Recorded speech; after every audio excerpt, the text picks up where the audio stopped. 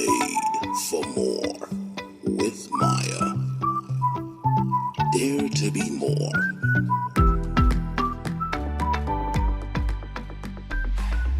Hello and welcome to the Made for More show. My name is Maya and I am your host. My goal is to help you clarify your vision for life, understand why you're on earth, help you develop those areas of giftings, abilities and talents, and help you deploy them to make an impact on planet Earth. You were sent here for a reason. You're not an accident.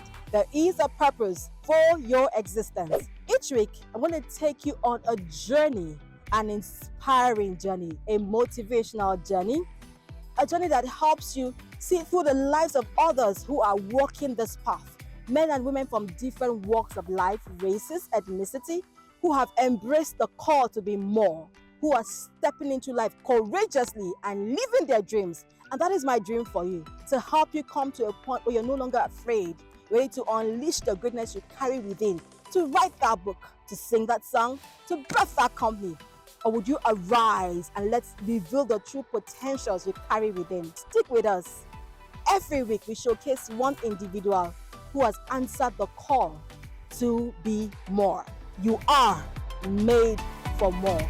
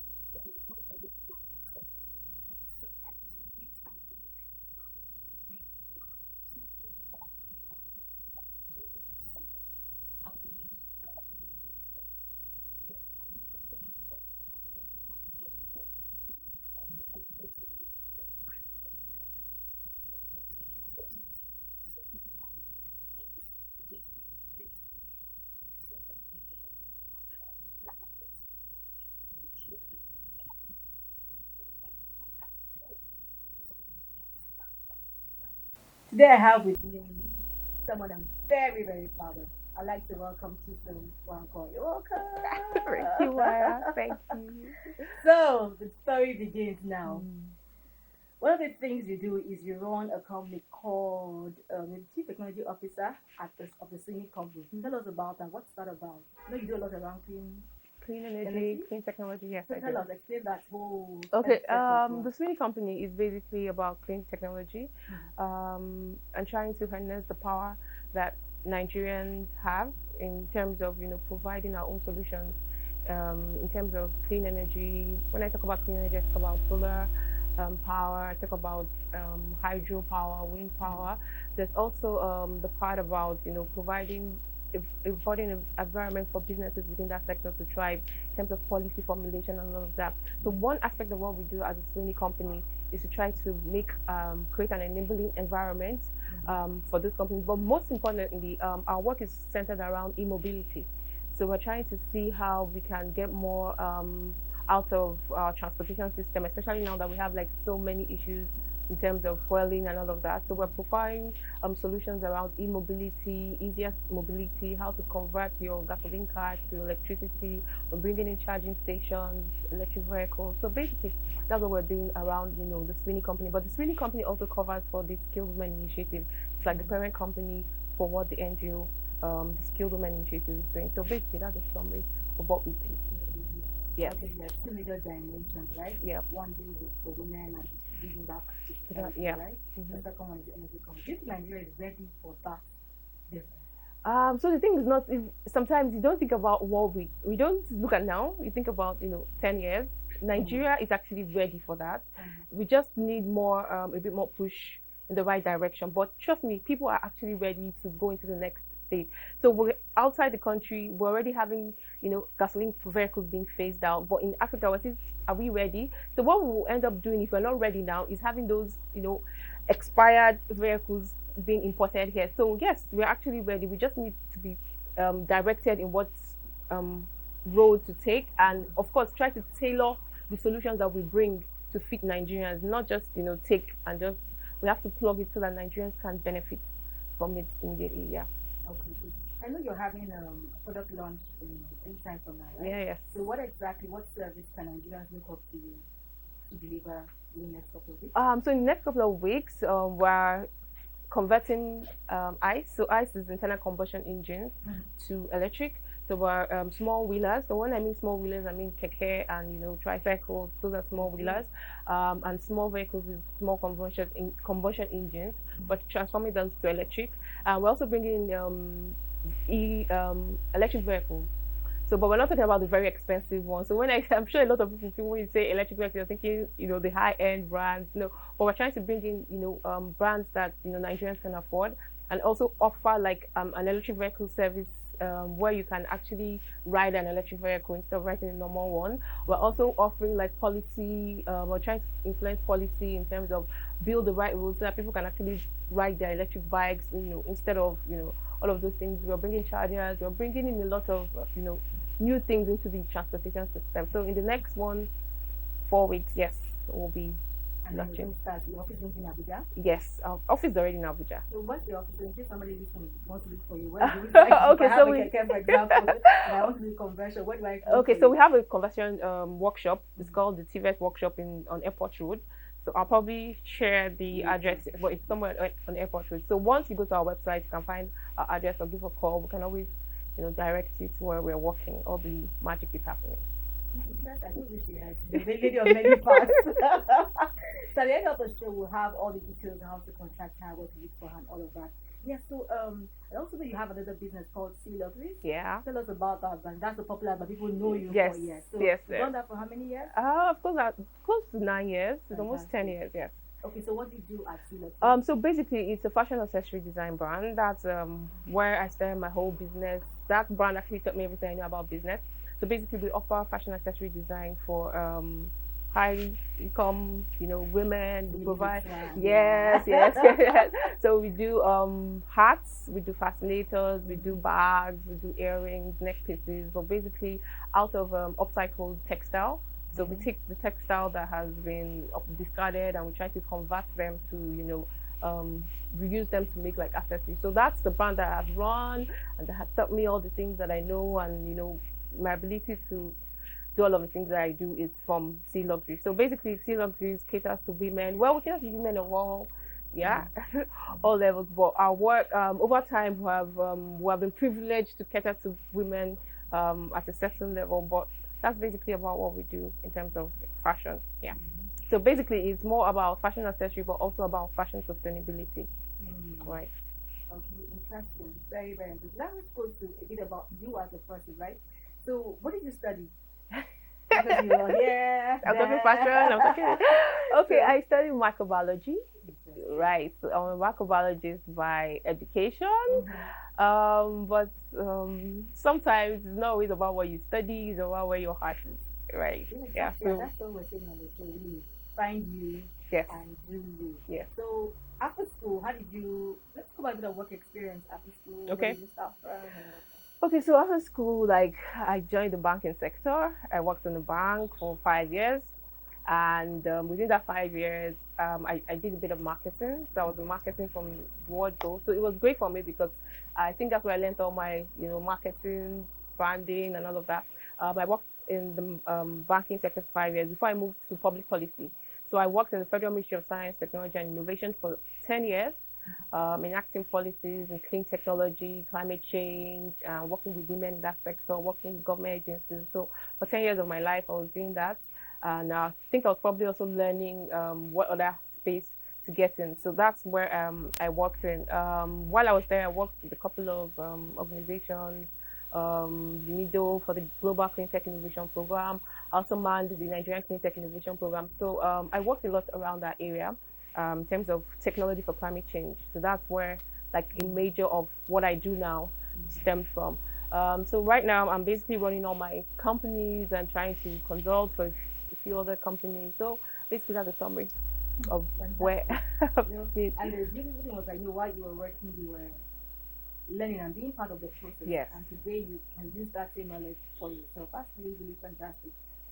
So after school, right? You said, so how did you manage a full-time job, Yeah. right, with running your business at Ciie Luxury? How did you manage that together? So I think first of all, because I worked in the bank, you know how you work in the bank, there's no, we don't have time. I think that was why I made the decision to move to maybe a public policy space, probably to create more time. I think that helped me a lot because, of course, you close work at 4, so you still have like between 4 to 6 to kind of do what you want. So I think within that time frame, I was figuring out what I wanted to do, trying to decide this was the pathway for me to go. But I think getting into the public policy space, I knew I wasn't going to be there for long. I knew I had the time to stay, although I know I had 30 years. Normally that's yes, if I wanted to stay, but I knew I wanted to just learn the process and probably continue out of the whole but so for me, I think I tried to do like a bit of time management. I was very vested in my job as a policymaker. It was an excellent time, although sometimes you don't see that in civil service, but I took time to learn what I wanted to learn there. So while I was there, I was doing public policy, I was learning the clean technology, I was learning the policy. But after work, I would go back home and do my art, do my business and all of that. And then of course, my first store was in my house. So from work, I would just drive to my house and do everything that I had to do, and that was it. So and then of course, because I worked in the bank, I kind of knew some customers. So I took some of my friends and they became my customers, and that was how I started to grow, like you say, word of mouth. Oh, Chisom does that, Chisom does that. So it wasn't so difficult to try to get customers. So that was how I was able to manage it. Interesting. And then your business grew from, how many staff do you have now? Still, we have about 10 staff. Yeah, so we have 10 people working in different areas in theater. So we've gone. Globally. Yeah, Big, big women.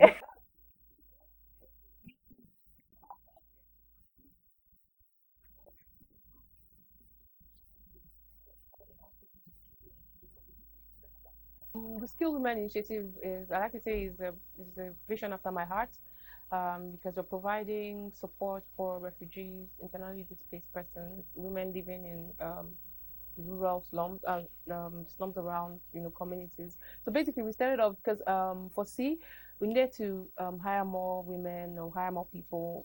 The skills that we offer is not a skill that you can just walk in and hire people. So you have to train. So we went to a friend said, "Chisom, why don't we check out the IDP camps?" I've never been to one. This was in 2017. So we got there. The number of women I saw was astonishing. I didn't know we had this kind of women displaced and everything. So we taught like a group of 25 women, mixture of girls and women. And after that training, we kind of bought what they made, and they're like, "When are you coming back? Are you coming back next week?" The plan wasn't to come back sharp, but we did say we're coming back. We went back the next week, the upper week, and that was how we started going back. But the thing is, we started to offer other forms of vocational training, because for us it was millinery, but we now saw women who wanted to learn how to sew, women wanted to do fish farming, different skills. So I spoke to some other people in my network. I'm like, join me, let's even start this. And that was how we started the Skilled Women Initiative. So from just teaching millinery, we started teaching other skills, providing equipment for the women in camp, outside camp, and all of those kind of starting businesses for them. So it's been a roller coaster of just trying to hire one woman to empowering like a number of refugees. Yes, over 1,000 women. It's been great. Thank you. How did you even learn the skills, the millionaire skills? Oh, that's so that skill. First of all, I think thinking back when I was doing my youth service, I was in the CDS group of some creative skills. I can't even remember the exact name. And you know how it was just out of youth service, let me just join this group, and that was how I joined. And I asked, I can remember vividly. I told my mom send me 10K to pay for the classes. So the first class I learned was millinery. Not like I planned to. Although back in the university, I've always done some bit of fashion. I would tweak my friends' dresses. I would do all of this. So it's been there. So I just picked 10K and we learned it, and that was it. It wasn't like I planned to. But somehow when I started working, like I knew I wanted to do something in fashion. I actually Ciie Luxury actually started off as a fashion dressmaking business, yeah. But because I really didn't know how to sew, it was a bit difficult getting like tailors, keeping them. So I was having issues. So I said, okay, I'm going to close this tailoring business. I can't learn how to sew. But meanwhile, let me be making the hats. Let me try and go back to these hats. Yeah, so I started making hats. Funny enough, I went back to Wuse Market. There was one hat store I saw one of the days. So I went, I asked the woman who was going to train me. And she said, yeah. So I did like a refresher course for like 3 weeks. I'll go to Wuse Market and she would train me. So basically, this was way back, and that's how I started making the hats and covering like an expert. So that's just it. You know how you just something that I remember one time I customer sent me a fascinator to make. I didn't even know how to do it, so I spent like 7 days trying to making it, but now I can make the hat in 30 minutes.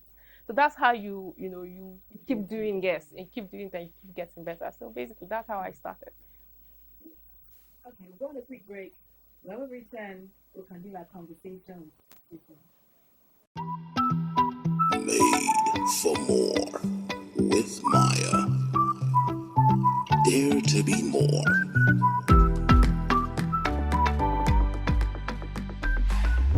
Hello.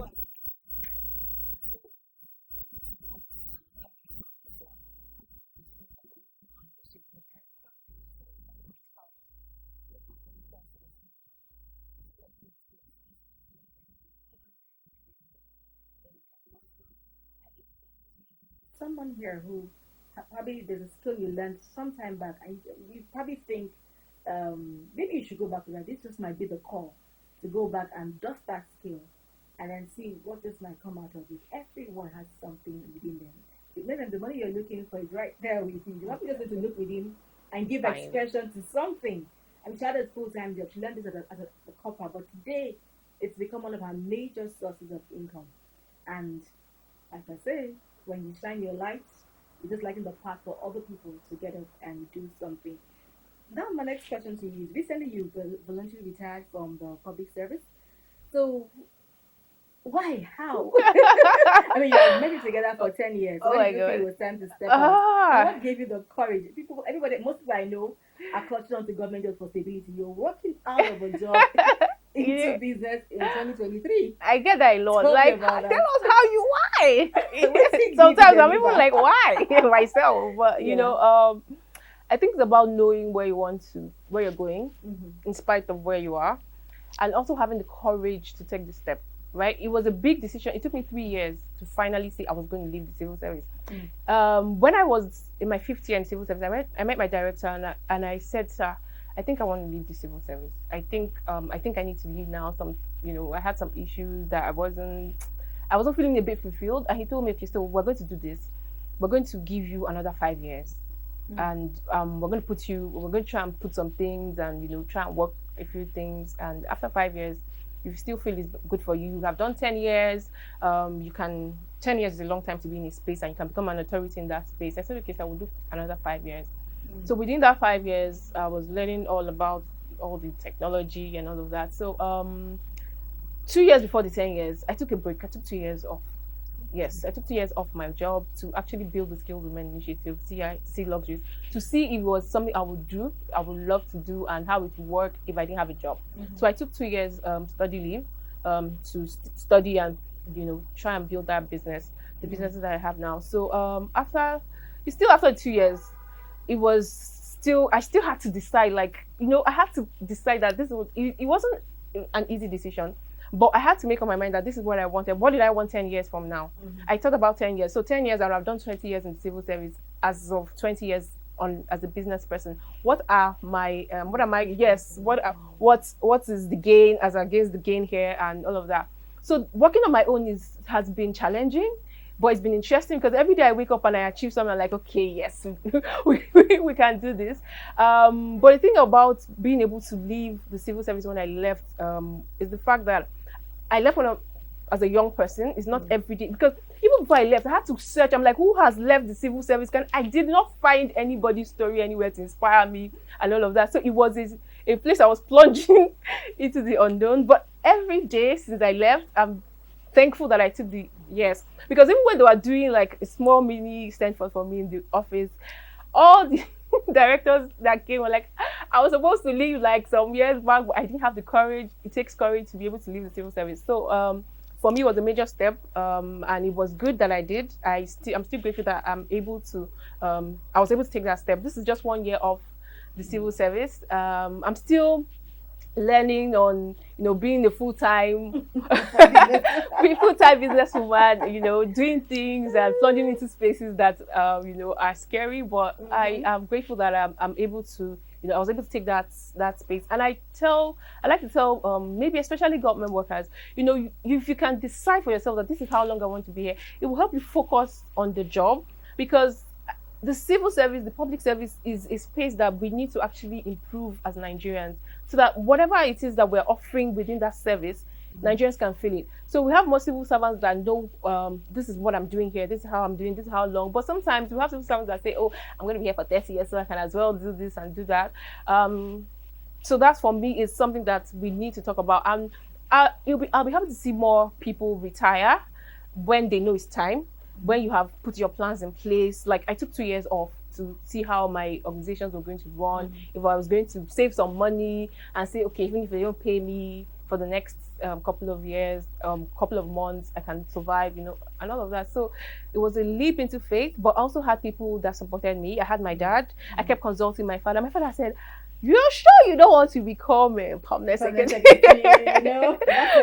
Do you understand? Yeah. I was like, "Daddy, no, I don't think so." So he said, "Okay, whatever you decide, I'm behind you." My husband was a bit skeptical, like, "Are you sure?" Because when I was leaving the banking space, he was like, "I think you should get a job that even if it's 20K, that it pays you." So I got the public service. So now what was he going to tell me to get? There was nothing left. I was like, no problem, if it's what God wants you to do, and I know you will do well. So I had all of those supports. And then my director was very instrumental in my leaving, because he actually put me on a path where I knew what I wanted. And he supported me all the times I wanted to do something that was outside the whole civil service. He would say, "I'll support you, go ahead and do it." So I had all of that support. And I always say, if you're a young civil servant and you know where you're going to, and you know that your time, because I will say it again, it takes courage to be able to shut a door and say, "I'm done here," right? Despite all the things you're seeing, and you're looking into a door that is unknown. So it takes courage. So if you have that courage and backing of all the people, and of course the Holy Spirit, I'll say go ahead and do it. Fine. The role of prayer and trusting Yes, for direction. very important. So like you said, you left work. So after 2 years, you came back. Yes, I came back. I did 1 year. After you came Yes, back. I did 1 year after I came back, and I then left. Yes. I like the role your boss played, and I know that as you pray and trust God for direction, He brings the right people your path who are able to guide you and mentor you into all that you're supposed to do with your life. Now, one of the things you did was you also got on board the Mandela Washington fellowship. Yes. Tell us about that experience. Okay. So the MWF fellowship has been amazing. Amazing network of people. So I have people in all the African countries. It gives you that network. But also it took me 2 years. I think I applied twice. I was already 33. The cutoff time is 35. So I was 33 when I applied the first time, 34. They didn't take me, then 35. I was like, okay, is it final? But then I got selected, and the most amazing part of it is the people that you meet during the fellowship, and the work that it inspires you to do. So the fellowship is about leadership. So it will teach you, in spite of what you're seeing, you have to, how to become that leader, even if you're leading yourself. So it teaches you that. It also teaches you to focus on your work. So I was selected because of my work within the ministry, the technology I was providing, and then the work I was doing with the skilled women. So I had to tell that story. During the interview, you're going to say, why do you want to be a fellow?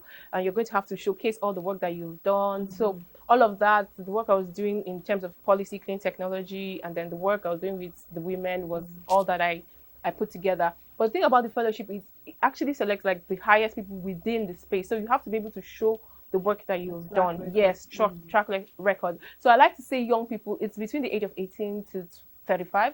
So you have like a long space. I actually started doing a lot of my impact work when I was around 29. So it was kind of already becoming late for me, but I'm glad that I was able to find time to do it. A lot of people don't get that opportunity. So if you're young and you're able to provide impact at a young age, it gives you like maximum leverage.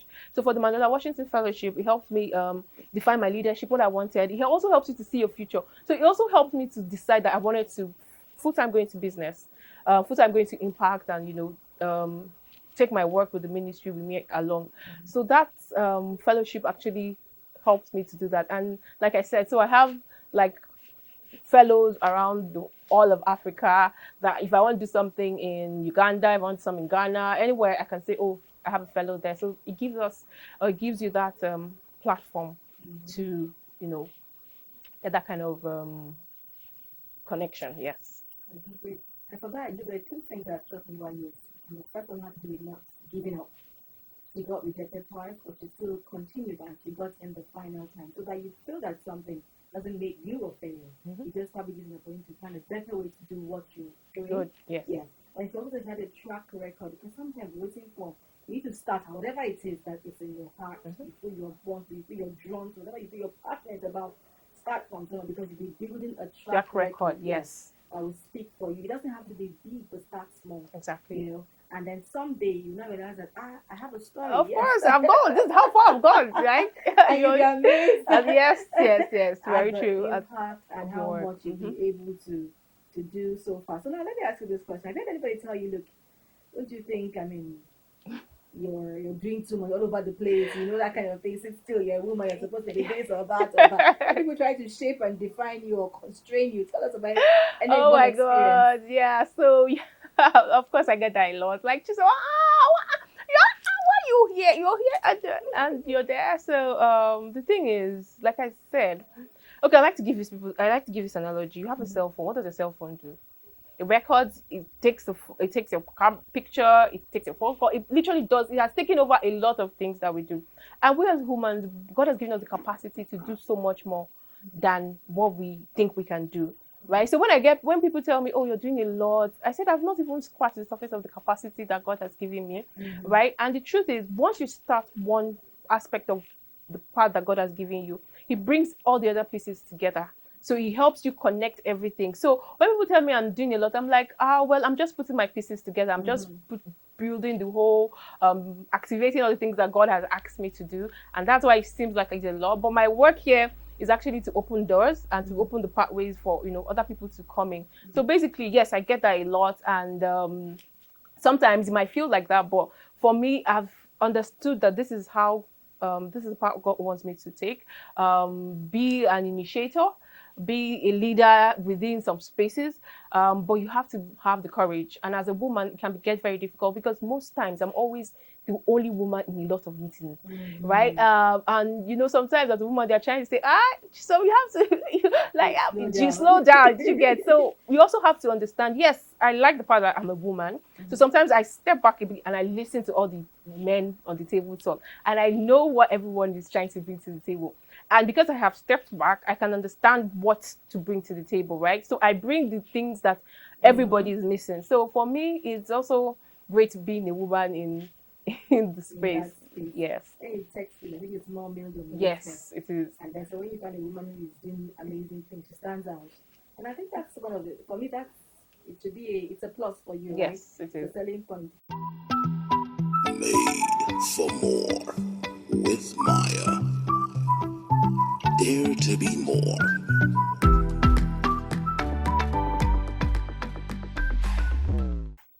I'd like to know, in most of your 10 years, 10 plus years in business, have you had what you call low moments? And then you're fantastic. Maybe share one or two.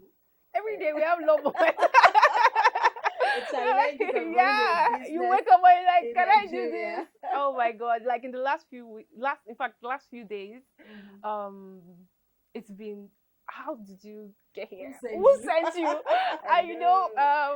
But the good part about it is you wake up and you get into a situation where you literally don't have an idea of, because you haven't been there. Nobody is telling you what to do, but you kind of make it work.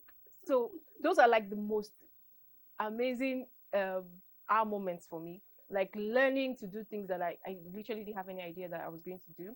Like, let me give you an example. Being in this e-mobility space I didn't expect it to be so challenging. Like, I thought I was ready for this, but I've seen things that I'm like, okay. So at some point I was like, should I step down? Should I back up? But the thing is, when I was getting into that space, I told myself, you're not learning from anyone, right? You're going to learn, this few years, you're going to learn on the job, and you're going to come up with solutions that you can share with other people, and which is exactly what's happening. Like, it's a space that is new in Nigeria, in Africa, even literally to the whole world. So bringing, like you said, is Nigeria ready? So I get a lot of those questions. So it's been an amazing learning space. I wake up every day with I smoothing my child. I'm like, yes, we can do this.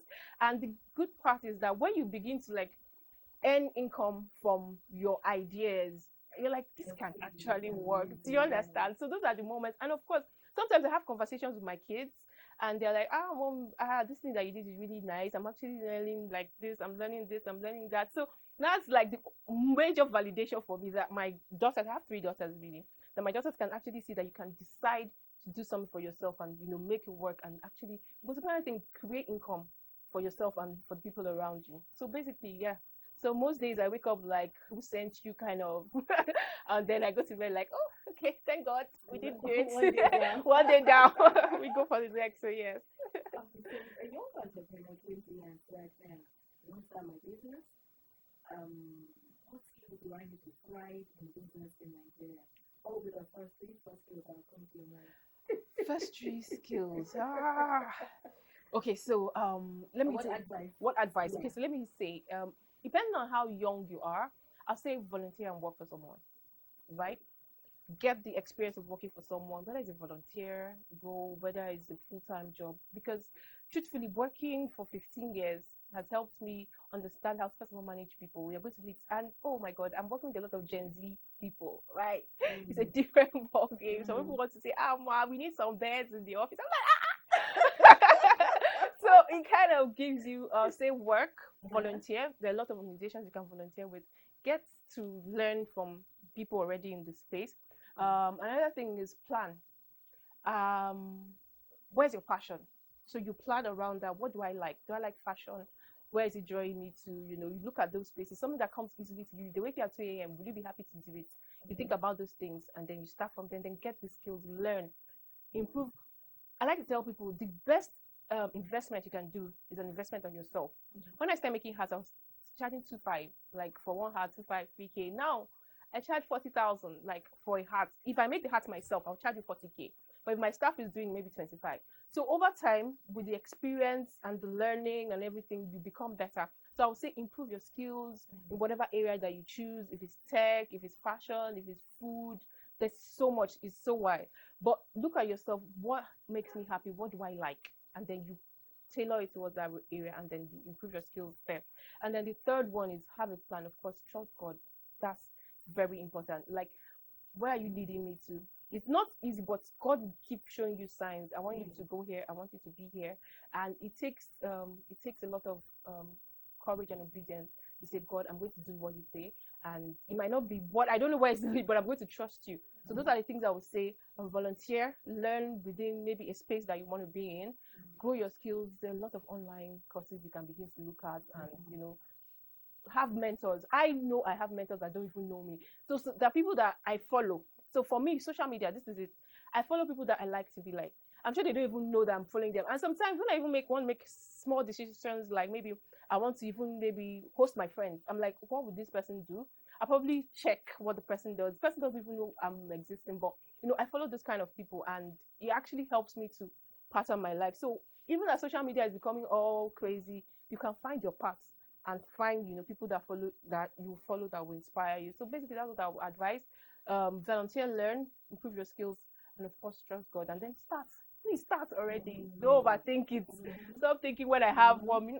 Start where you are. That saying, do what you can and what you have, and before you know, in 5 years, you're becoming the expert. You don't start, you never get to any point. So you have to start from somewhere. So why we begin to wind down? What would you say? What or who would you say has been one of the biggest motivation or inspiration along the journey so far? Okay, my dad and my mom. So I grew up, I think, and that's why I think I'm business inclined. I grew up watching my parents never work for anyone. None of my parents got a salary. So I watched them. I wake up in the night, I see my dad writing and all of those things. So I saw him build a business from scratch.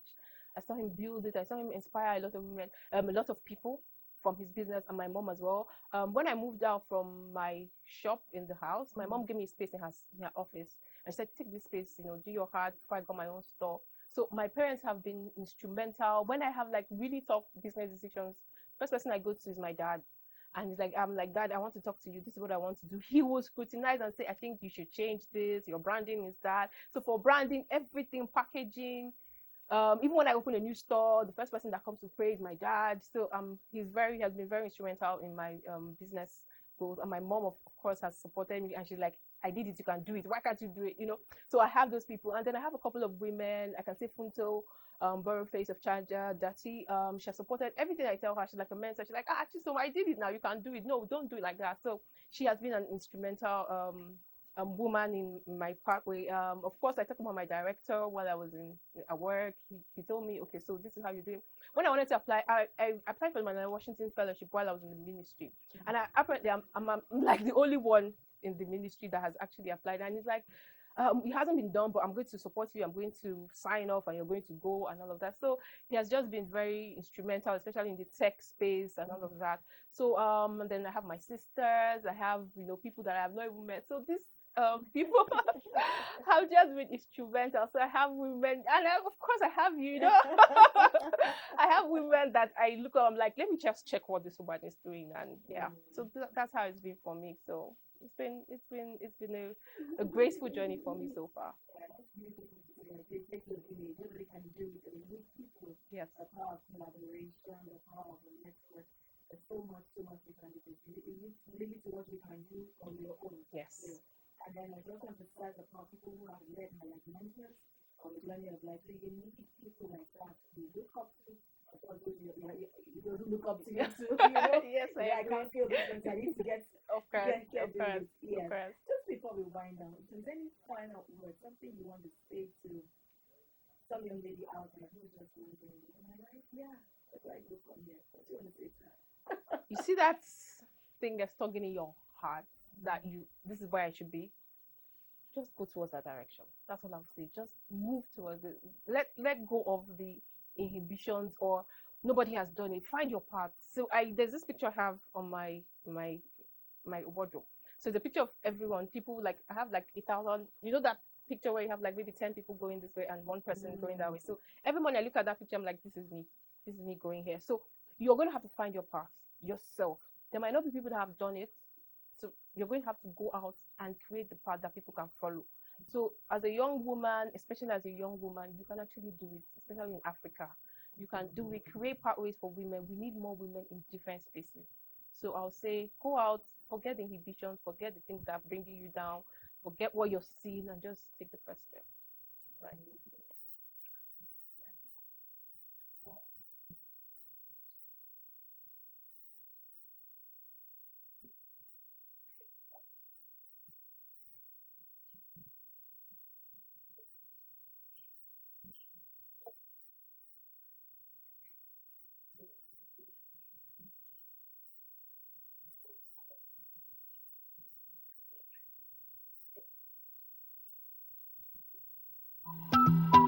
Made for more with Maya.